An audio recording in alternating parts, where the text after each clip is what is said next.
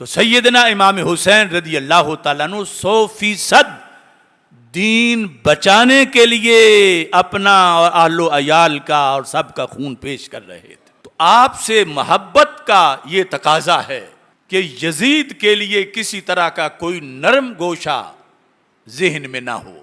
یہاں تک کہ یہ بات حضرت عمر بن عبدالعزیز رضی اللہ تعالی عنہ سے مروی ہے. ذہبی کی تاریخ الاسلام بڑی تاریخ ہے، بہت زیادہ اس کی جلدیں ہیں. ہر سال کے لحاظ سے شروع سے لے کر اپنی زندگی تک انہوں نے لکھا، یعنی رسول اکرم صلی اللہ علیہ وسلم کی ہجرت سے لے کر تو 61 ہجری سے لے کر 80 ہجری تک کے جو واقعات ہیں اس کے اندر انہوں نے لکھا سند کے ساتھ. نوفل بن ابی الفرات ان کا یہ قول ہے اور ان تک امام ذہبی نے اپنی سند لکھی ہے. اور دوسری طرف یہ قول ابن حجر السوائق محرقہ کے اندر لکھا ہے اور اس میں صفحہ نمبر 332 ہے.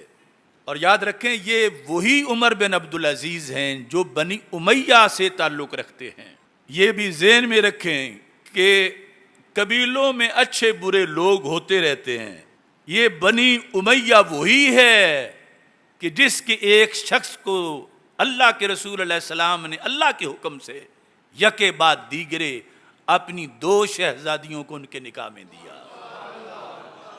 اگر یزید پلید عنید مرید خبیث وہ بنو امیہ سے تھا تو سیدنا عثمان غنی جو خلیفہ ثالث ہیں اور رسول اکرم صلی اللہ علیہ وسلم کے دورے داماد ہیں، اور دامادوں کی عزت بڑی زیادہ ہوتی ہے اور دامادوں کے خاندانوں کو بھی پیش نظر رکھا جاتا ہے. اور کتنے اصحاب ہیں جن کا تعلق بنی امیہ کے ساتھ ہے. لہذا تھوک سے لعنتیں بھیجنے والے بھی اپنا حشر قیامت کے دن دیکھیں گے.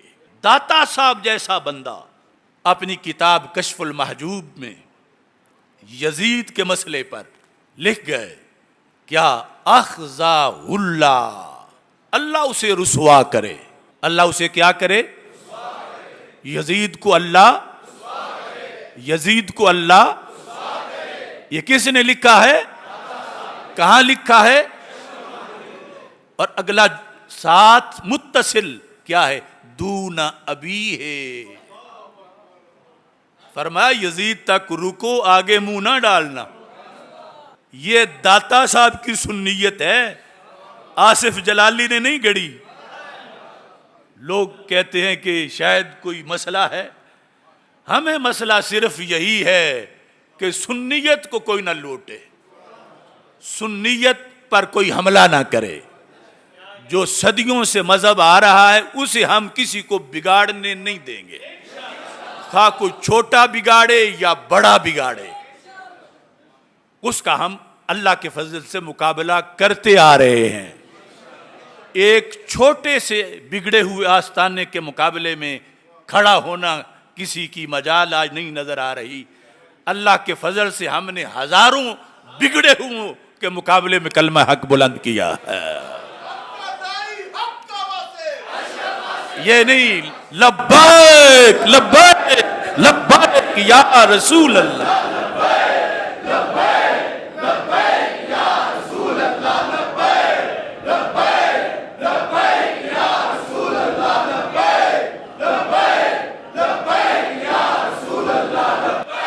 اب دیکھیے سند کے ساتھ نوفل کیا کہتے ہیں؟ کنت عند عمر بن عبد العزیز، میں حضرت عمر بن عبدالعزیز رضی اللہ تعالی عنہ کے پاس تھا، بیٹھا تھا. جن کو روافض بھی آ کے گاڑیوں میں کچھ چھوٹ دے جاتے ہیں کبھی، لیکن ان کا تو مذہبی گالیاں دینا ہے.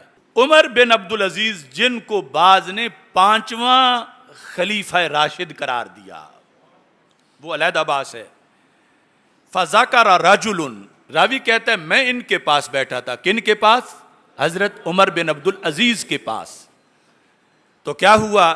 ایک بندے نے وہاں یزید کا ذکر کیا. بنی امیہ کے عظیم فرزند حضرت عمر بن عبدالعزیز جو اس وقت خلیفہ تھے، ان کے سامنے کسی نے یزید پلید کا ذکر کیا، اور ذکر کیسے کیا؟ کہتا ہے قال امیر المومنین یزید، یہ لفظ اس نے بولے۔